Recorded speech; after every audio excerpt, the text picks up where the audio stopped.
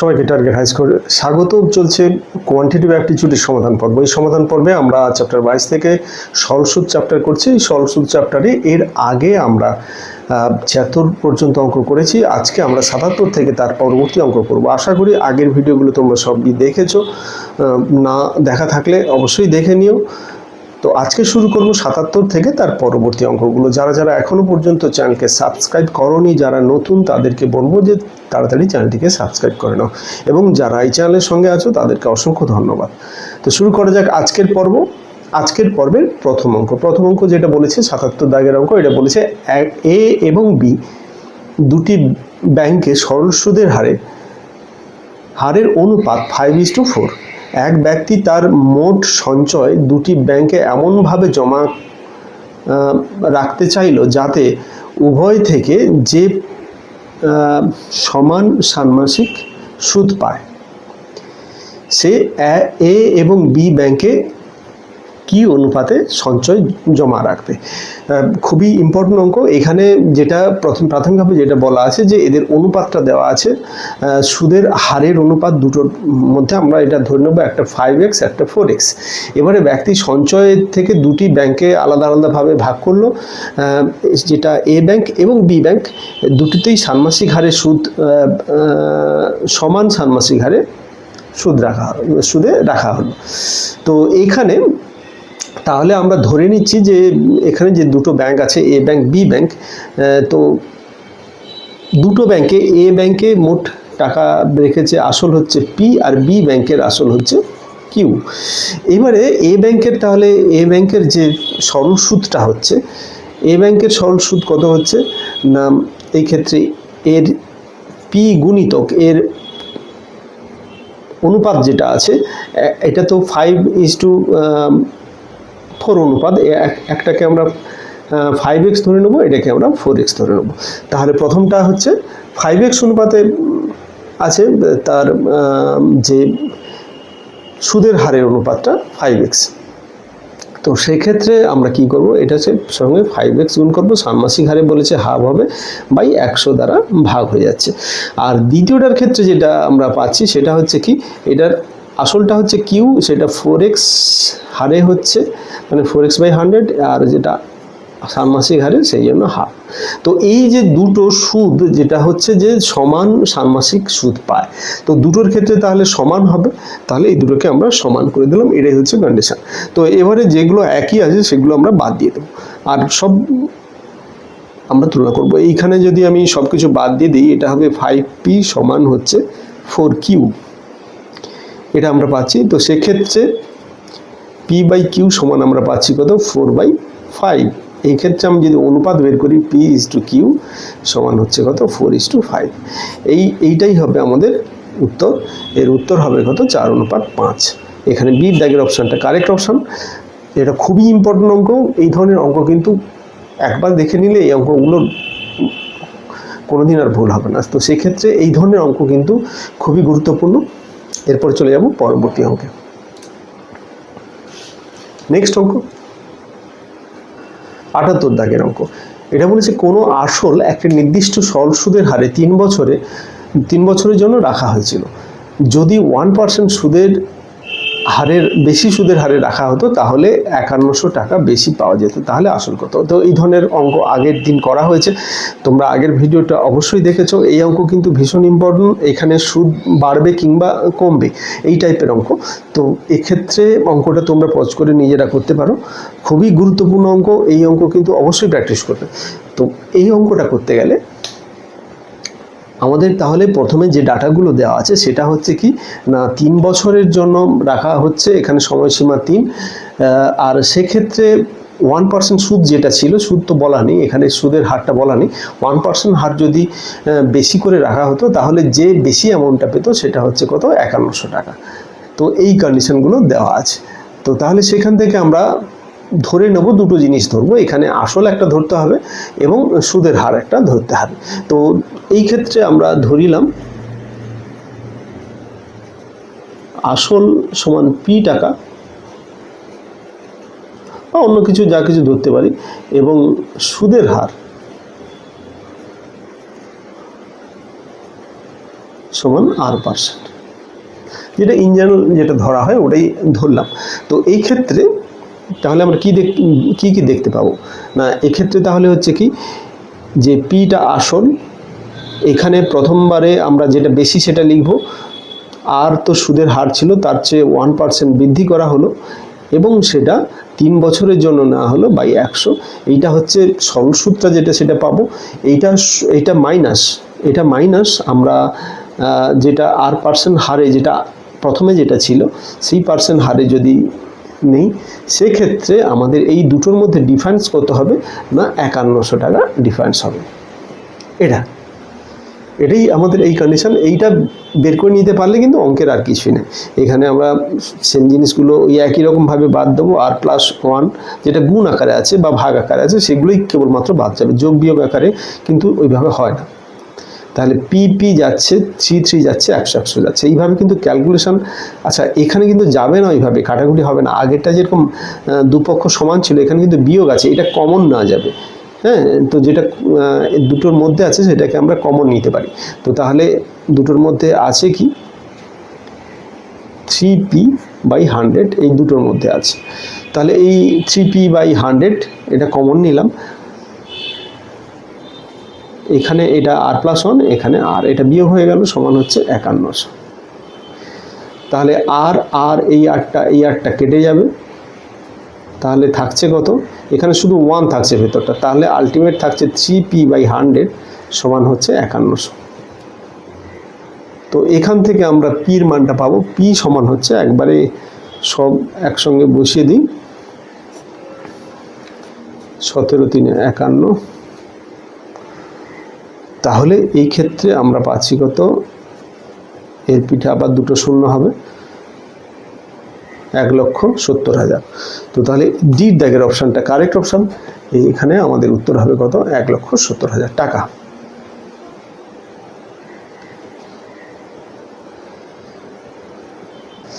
তো এই অঙ্কটার ক্ষেত্রে অঙ্কটা বলেছে যে যদি বার্ষিক সরল সুদের হারে 10% থেকে 12% এ বৃদ্ধি, 12.5%-এ বৃদ্ধি পায়, তারপরে তাহলে একজন ব্যক্তির বার্ষিক আয় 1250 টাকা বৃদ্ধি পায়, তার আসল কত। তো আসল টাকাটা কত হবে সেটা আমাদের এই ক্ষেত্রে বের করতে হবে। তো এক্ষেত্রে যে ডাটাগুলো দেওয়া আছে সেই ডাটাগুলোকে আমরা যদি দেখে নিই, সেখানে যেটা বলেছে প্রথমে যে সুদের হারটা 10% থেকে 12.5%, এই যে 2.5% বৃদ্ধি পাচ্ছে, এই 2.5%-এর ফলে যে টাকাটা হচ্ছে কত, 1250 টাকা। একই রকমের অঙ্ক, তো এটা তোমরা নিজেরাও করতে পারো। Question number 79।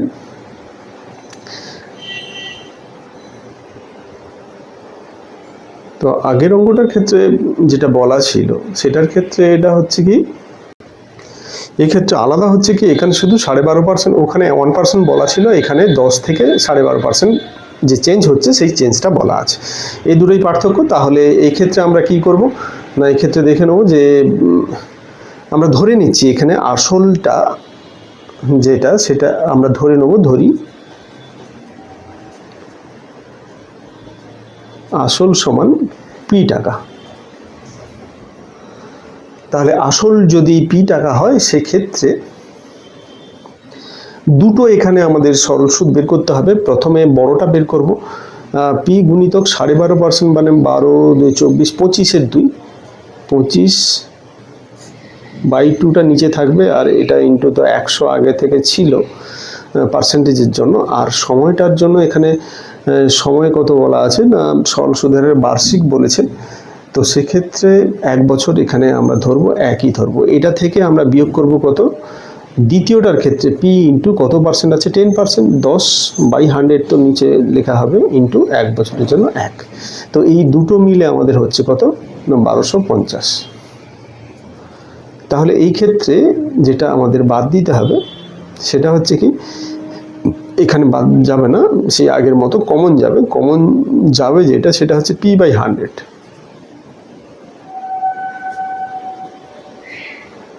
p/100 দুটো থেকে কমন যাচ্ছে, এটা 25/2 মাইনাস এটা 10 = 1250। তাহলে 25/P/10 এটা যদি আমি ক্যালকুলেশন করি সেটা হবে কত, 5/2, এটা 20 হয়ে যাবে, 5/2 হবে 1250। তাহলে পি সমান আলটিমেট আমাদের কত হচ্ছে, যেগুলো নিচে আছে এপাশে এলে উপরে গুণ হয়ে যাবে, আর উপরে যেটা আছে সেটা নিচে লেখা হবে। তো এইবারে আমরা এটাকে কাটবো, 100 কেউ কাটতে পারতাম, কিন্তু এটা কাটলে আমাদের ক্যালকুলেশনের সুবিধা হবে, সেই জন্য এইটাকে 5 দিয়ে কাটবো। এই ছোট ছোট জিনিসগুলো কিন্তু আমাদের জানতে হবে। 5 দিয়ে 10, 5 5 25, এটা এবারে ক্যালকুলেশনের সুবিধা কি, এটাকে 2 দিয়ে গুণ করলে 500 হচ্ছে, তার পিঠে 2টো শূন্য, এইটা হবে আমাদের উত্তর। তাহলে এখানে উত্তর দেখছি কত, 50,000 টাকা। তো ক্যালকুলেশন সবসময় যে আমাদের শর্টকাট সূত্র জানলেই ক্যালকুলেশন শর্টকাট হবে এমনটা নয়, ক্যালকুলেশন কিভাবে শর্টকাট করতে হয় সিম্পল সূত্র দিয়ে সেটাও জানতে হবে। সবসময় আমাদের সব অঙ্কে শর্টকাট সূত্র কাজে লাগে না। ম্যাক্সিমাম ক্ষেত্রে দেখবে অঙ্কের ক্ষেত্রে যেগুলো পরীক্ষায় আসে তার মধ্যে কিন্তু প্রায় 70% অঙ্কই তোমাকে নিজেকে করতে হয়, তো নিজের শর্টকাট ক্যালকুলেশন দিয়ে। আর শর্টকাট প্রসেস যেটা শর্টকাট সূত্র দিয়ে, সেটা 30 থেকে 40% অঙ্ক শর্টকাট সূত্র দিয়ে তুমি একটা অঙ্কের ক্ষেত্রে সাধারণত, তার চেয়ে বেশি হতে পারে কোনো কোনো জায়গায়, কিন্তু সাধারণত এটাই হয়। তো সেই ক্ষেত্রে আমাদের শর্টকাট যে ক্যালকুলেশন কিভাবে করতে হবে, যেটা সিম্পল যে সূত্র দিয়ে, এই ক্যালকুলেশনগুলো শর্টকাট দরকার। অনেক সময় কি হয়, শর্টকাট লাগালেও এই ক্যালকুলেশনগুলোতে সময় যায়। সেই ক্যালকুলেশন যদি আমরা শর্টকাট করে করতে পারি, যে যার আমরা সূত্র শর্টকাট ইউজ করলাম, সেক্ষেত্রেও কিছু ক্যালকুলেশন করতে হয়, যেটার জন্য অনেকটা সময় চলে যায়। তো সেই ক্ষেত্রে এই ক্যালকুলেশন কীভাবে শর্টে করা যায় সেটাও জানাটা জরুরি। এরপরে চলে যাই 80 দাগের অঙ্ক। 80 দাগের অঙ্কটা কি বলেছে, বার্ষিক সরল সুদের হারে 8%, সরল সুদের হার 8% থেকে 7.34% হ্রাস পাওয়া একজন ঋণ প্রদানকারী বার্ষিক আয় 61 টাকা 50 পয়সা হ্রাস পেল, মূলধন কত। এটাও একই রকমের অঙ্ক, এটা হ্রাস পাচ্ছে মানে প্রথমটা থেকে দ্বিতীয়টা বিয়োগ হবে। প্রথমটাই বড় 80%, তারপরে 7.34%। তো এখানে ওই একই রকমভাবে ধরি আসল, এই ক্ষেত্রে আমরা আসলকে আমরা ধরে নিচ্ছি এক্স, অন্য কিছু ধরতে পারি, যা কিছু ধরতে পারি, কোনো ব্যাপার না। তো তাহলে আমরা প্রথমে 8% ধরবো, কারণ এখানে কমছে, তাহলে প্রথমেরটা প্রথমেই লিখবো। তো তাহলে এক্স ইন্টু 8%, 8-এর 100 গুণিতক এখানে কত সময় ছিল, 1 বছরের জন্য বার্ষিক। তাহলে এখান থেকে আমরা বিয়োগ করব কত না 7×3=4, মানে 7×4=28, 29×30=31, 31/4। আচ্ছা 100 তো থাকলো, আর ওপরে একটা গুণ হবে। এইটা নিয়ে যত হচ্ছে কত না 61 টাকা 50 পয়সা। এইবারে এটাকে আমরা ক্যালকুলেশন করব x/100, এটা কমন নেব। তাহলে x/100 এখানে 8 থাকছে, আর এখানে থাকছে কত 31/4, এখানে 61 টাকা 50 পয়সা। আচ্ছা এবারে এইটা 8×4=32, 32 - 31 মানে 1/4 হচ্ছে। তাহলে x এর মান আমরা এখান থেকে কিভাবে বের করব একবার দেখে নিই। x = তাহলে আমাদের হচ্ছে কত, এখানে x সমান হবে কত না 61.50 গুণিতক 100, আর এটাও তো নিচে ছিল, এটা উপরে গুণ হয়ে যাবে, সবই নিচে ছিল, সব উপরে গুণ হবে, আর কিচ্ছু না। উপরে গুণ হলে এটা তো দুটো শূন্য আছে, দুটো শূন্যর আগে দশমিক আছে, তার মানে দশমিকটা উঠে যাবে, ইন্টু 4 দিয়ে গুণ করলে যেটা হবে সেটা 0, 4×5 = 20, 0 2 হাতে, 4×1=4, 6, 6×4=24। তাহলে এটাই হবে আমাদের উত্তর, 24,600 টাকা। তাহলে এখানে সির দাগের অপশানটা কারেক্ট অপশান, উত্তর হচ্ছে কত 24,600 টাকা। এটাই হবে আমাদের আসল।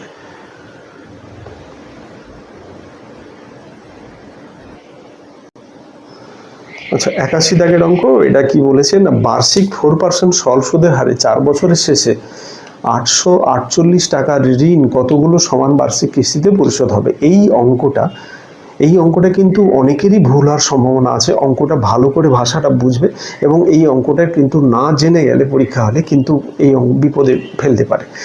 তো এই অঙ্কটা কিন্তু খুবই গুরুত্বপূর্ণ অঙ্ক।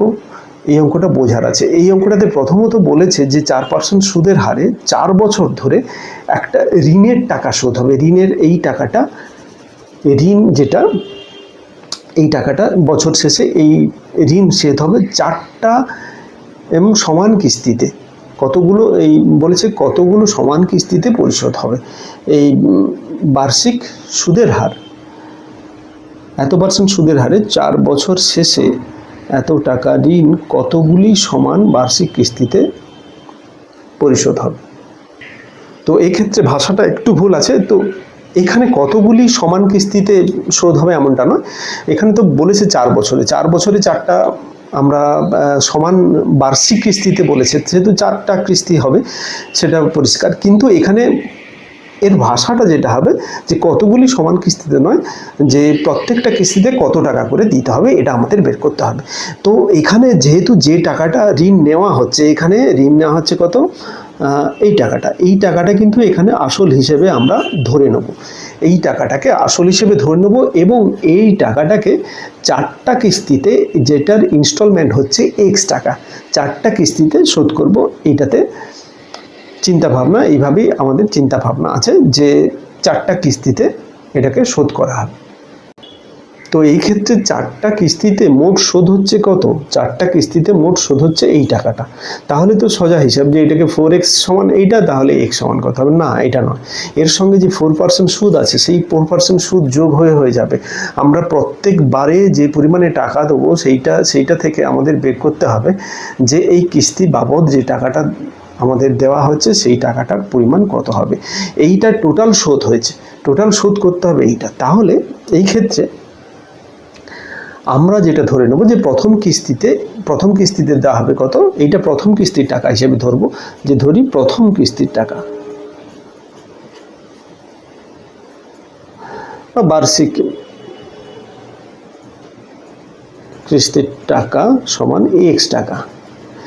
এইবারে ধীরে ধীরে পার্সেন্টেজ বাড়বে।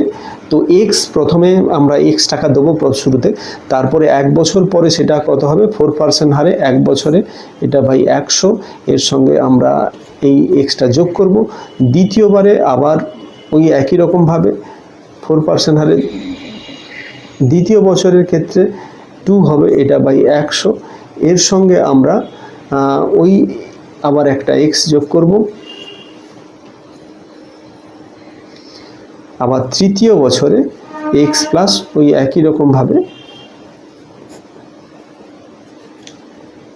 সুদের হার। এই ক্ষেত্রে এটা সমান, যেটা এই 3টে আমরা যোগ করব, এই 3টের সঙ্গে আবার এই 3টে যোগ করলে যেটা হবে কত, সেটা হচ্ছে কত, এইটা। এই টাকাটা অ্যাকচুয়াল আমাদের শোধ হবে। এই শোধটা হবে 4টা ইনস্টলমেন্টে। কিভাবে শোধ হবে সেটা আমাদের বলে দেওয়া আছে যে 4% হারে সবসময় দিতে হবে। প্রাথমিকভাবে x টাকা দেওয়া হলো, এটাকে 4টা ভাগে ভাগ করা হচ্ছে। 4টা ভাগে ভাগ করলে হবে না, মোট সে যে ঋণ দিয়েছিল সে মোট টাকা পাবে এটাকে। তাহলে কিভাবে হবে, সেটা প্রথম কিস্তির টাকাটা হচ্ছে x টাকা, সেই প্রথম কিস্তির টাকাটা যেটা, সেটা আমাদের বের করতে হবে। তো এই ক্ষেত্রে সমান কিস্তিতে সবসময় টাকা দেওয়া হবে, কিন্তু প্রত্যেকটা কিস্তি, এই প্রত্যেকবারই কিন্তু x টাকাটা দেওয়া হচ্ছে, এটা মাথায় রাখতে হবে। কিন্তু এটা 1 বছর হয়ে যাওয়ার জন্য এই সূত্র দিতে হচ্ছে, 2 বছর হওয়ার জন্য এই সূত্র দিতে হচ্ছে, 3 বছর হওয়ার জন্য এই সূত্র দিতে হচ্ছে। তাহলে টোটাল মিলে হচ্ছে এই টাকাটা, এইখানেই কিন্তু গুলিয়ে যেতে পারে। তো সেই ক্ষেত্রে এই ক্যালকুলেশন এর একটা বড় সূত্র আছে, সেই সূত্রটা কিন্তু মনে রাখাটা একটু জটিল, সেটা আমি পরে বলছি। তো এটাকে আমরা ক্যালকুলেশন করব। এটাকে যদি ক্যালকুলেশন করি এটা দাঁড়াবে কত, এটা 4 25, তাহলে এটার ক্ষেত্রে x plus x/25 plus x/24, sorry 24 না, এটা 25, x/25 প্লাস x,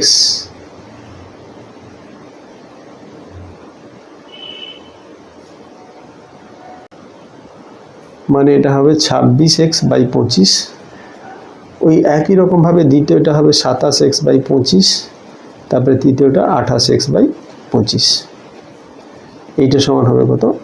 এইটা।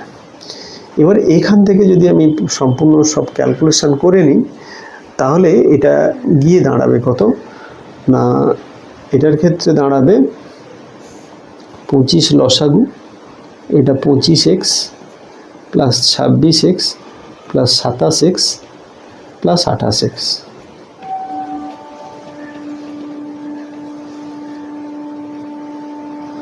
পঁচিশ 4 100, 1 2 3 4 5 6, তাহলে 106, 106x, এটার সঙ্গে 25 গুণ করবো আমরা, তাহলে 848 গুণিতক 25, এটা ক্যালকুলেশন করে নিও, এটা দাঁড়াবে। তাহলে এটাকে এক্স এর মান আমরা পাবো কি করে? এক্স এর মান পাবো, এইটাকে 106 দিয়ে যদি ভাগ করি 2 মানে 200, এই 200ই হবে আমাদের উত্তর, 200 টাকা। তাহলে প্রাথমিক কিস্তি, প্রথম কিস্তিতে সে যে টাকাটা দেবে সেটা হচ্ছে 200 টাকা, বা প্রতি কিস্তিতে তাকে 200 টাকা করেই কিস্তি দিতে হবে, কিন্তু এক্সট্রা তাকে যে দিতে হচ্ছে প্রত্যেকটা কিস্তিতে, তাহলে মোট 200 টাকা করে দিলে 4টা কিস্তিতে মোট 800 টাকা হবে, আর এই সুদ বাবদ 4টা কিস্তিতে 48 টাকা তাকে এক্সট্রা দিতে হচ্ছে। সেটা কিভাবে দিতে হচ্ছে এই ক্যালকুলেশনের মাধ্যমে পাবো। খুবই গুরুত্বপূর্ণ অঙ্ক।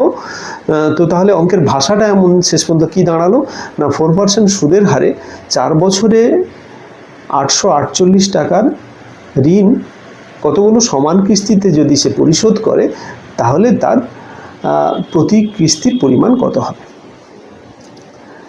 তো এটাই হবে আমাদের প্রশ্ন।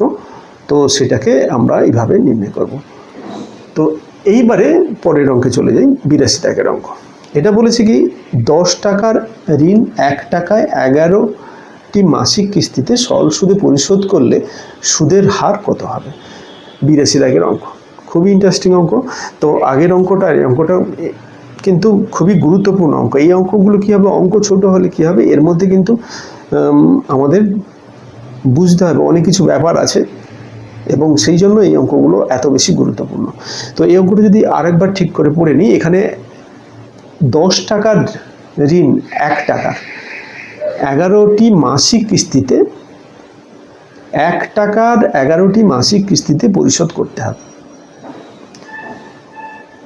তাহলে 11 মাসের কিস্তিতে 10 টাকার যে আমাদের এখানে ঋণটা সেটা পরিশোধ করতে হবে, এবং সেখানে সুদের হারটা কত হবে সেটা আমাদের বের করতে হবে। তো এই প্রসঙ্গে বলে রাখি, আগের অঙ্কে আমি বলেছিলাম যে এই অঙ্কের এর যে শর্টকাট সূত্রটা সেটা আমরা বলবো। সেখানে শর্টকাট সূত্রটা হচ্ছে কি, এই ক্ষেত্রে যদি R% সুদের হার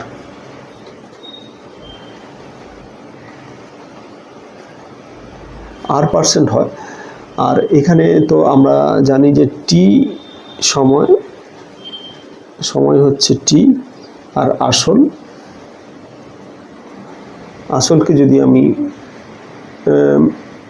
পি ধরে নিই, তো সেক্ষেত্রে এটা কিস্তির পরিমাণটা আমাদের বের করতে হবে। তাহলে কিস্তির পরিমাণ সমান যে সূত্রটা আসবে সেটা হচ্ছে কি না 100 গুণিতক পি বাই, এটা খুব বড় সূত্র, সেই জন্য এই সূত্রের দিকে আমি খুব একটা গুরুত্ব দিচ্ছি না।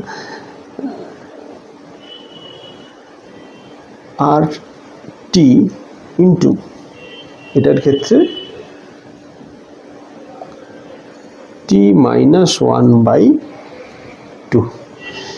তো এই সূত্রটা মনে রাখার চেয়ে এই প্রসেসে আমাদের করে নেওয়া বেটার।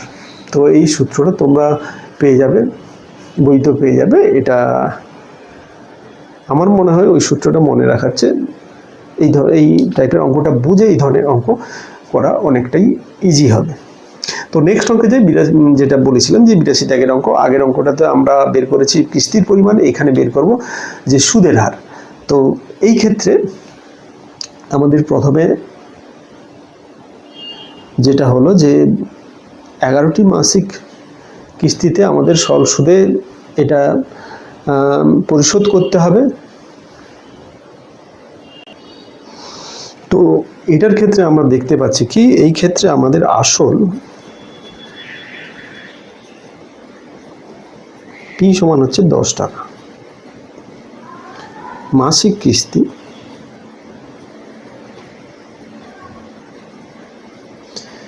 সমান 1 টাকা, যেটা বলে দেওয়া আছে। আর তাহলে মোট কিস্তির পরিমাণ এখানে সেটাও বলে দেওয়া আছে। মোট কিস্তি সমান কত হচ্ছে না 11টা, 11টি মোট কিস্তি এখানে দিতে হবে। তো তাহলে মোট পরিশোধ করতে কত হবে, মোট শোধ করতে হবে 11 টাকা। তাহলে সুদ কত না, আসল 10 টাকা, শোধ করতে হবে 11 টাকা, মানে 1 টাকা হচ্ছে সুদ। আচ্ছা, এখানে আমাদের এই পর্যন্ত সিম্পল ক্যালকুলেশন, এখানে আলাদা কিছু নেই। এক্ষেত্রে একটা আমরা শর্টকাট ইউজ করব, ট্রিক্স ব্যবহার করব, যে সমান মাসিক কিস্তিতে ঋণ পরিশোধ করতে হলে গড়ে আসল টাকা ব্যবহৃত হয় মোট সময়ের অর্ধেক। তাহলে এখানে আমাদের সময় ছিল কত, মোট সময় সমান হচ্ছে 11 মাস। আমি যে কথাটা বললাম সেটা একবার লিখে দিই, যে সমান, এটা খেয়াল রাখবে সবসময়, সমান মাসিক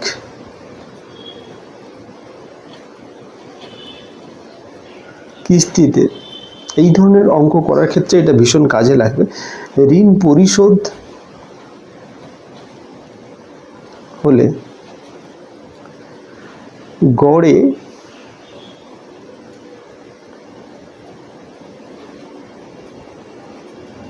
আসল টাকা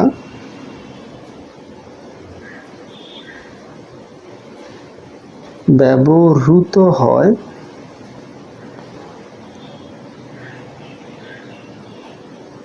মোট সময়ের অর্ধেক।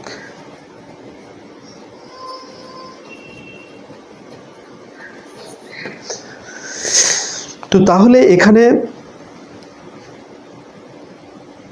যেটা আমরা দেখতে পাচ্ছি যে মোট সময়টা, যেটা সময়টা এখানে হচ্ছে কত, 11 মাস। আচ্ছা, গড় সময় কত হচ্ছে,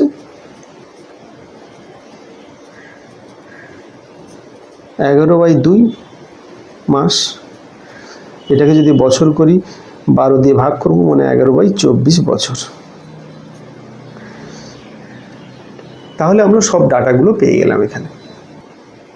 শুধু আমাদের এক্ষেত্রে খেয়াল রাখতে হবে যে সমান মাসিক কিস্তিতে যদি ব্যবহার করা হয়, সেক্ষেত্রে যে সময়টা হবে সেটা গড় সময়টা বের করতে হবে। সেই গড় সময়টা হচ্ছে কত, যে মোট সময়ের অর্ধেক। তো এটাই, আর কিছু নয়। এখানে আমরা এবারে সূত্র অ্যাপ্লাই করব, যে সূত্রটা আমরা জানি সবাই, যে সরল সুদের সূত্র এসআই সমান, যেটা হচ্ছে যে PRT বাই 100, সেটাই এখানে ইউজ হবে, আর কিছুই নয়। এখানে তাহলে পি হচ্ছে 100, আর তো আর থাকছে, আর বের করতে হবে আমাদের। এখানে টি সমান হচ্ছে 11/24 আর বাই 100, এটা সমান হচ্ছে 1। আমাদের 1 টাকা সুদ আমরা আগেই বের করেছি। তাহলে এই ক্ষেত্রে এটা যদি ক্যালকুলেশন করি, এই ক্ষেত্রে আর পাবো। আর যদি ক্যালকুলেশন করি তাহলে এটার ক্ষেত্রে দাঁড়াবে কত, 100 গুণিতক 24 বাই নিচে থাকছে কত, 110। এটা তো একটা শূন্য শুধু কাটবে, আর কিছুই কাটবে না। ওপরে থাকবে কত, 240/11, তার মানে হচ্ছে 21.911%। এটাই হবে আমাদের উত্তর। তো এই অঙ্ক, এটা কিন্তু একেবারে ভিন্ন ধরনের অঙ্ক এবং খুবই গুরুত্বপূর্ণ অঙ্ক। এই অঙ্ক কিন্তু ভালো করে তোমরা দেখে রাখো, এই অঙ্ক কিন্তু পরীক্ষায় আসতে পারে। এই লাস্টের দুটো অঙ্ক ভীষণ গুরুত্বপূর্ণ, এবং বারবার করে এই অঙ্ক দেখবে। এবং আগের যে টাইপটা, সেটা আগে কিছু করা হয়েছে আগের ভিডিওতে, এবং এই ভিডিওতে কিছু করা হলো, সেই টাইপটাও ভীষণ ইম্পর্টেন্ট। তো এখানে তাহলে মেন আমরা 3-4টা টাইপ করলাম, যেই টাইপগুলো কিন্তু পরীক্ষায় যে কোনো সময় আসবে। সেই জন্য এই অঙ্কগুলো কিন্তু বারবার প্র্যাকটিস করতে থাকো। যত প্র্যাকটিস করবে ক্যালকুলেশন সম্পর্কে তত ক্লিয়ার ধারণা হবে। তো আজকে এই পর্যন্তই। তোমরা প্রথম থেকে ভিডিওটি অবশ্যই দেখবে এবং প্রত্যেকটা অঙ্ক কিন্তু ভীষণ গুরুত্বপূর্ণ হচ্ছে এখন। তো যারা যারা এখনও পর্যন্ত চ্যানেলটিকে সাবস্ক্রাইব করনি সাবস্ক্রাইব করে নাও এবং প্রথম থেকে ভিডিওগুলো দেখতে থাকো। আশা করি এই চ্যাপ্টার সম্পর্কে ক্লিয়ার আইডিয়া তৈরি হবে এবং পরীক্ষাতে এই ধরনের অঙ্কগুলো করতে কোনো অসুবিধা হবে না। আজকে এই পর্যন্তই, পরবর্তী এপিসোডে আবার দেখা হবে।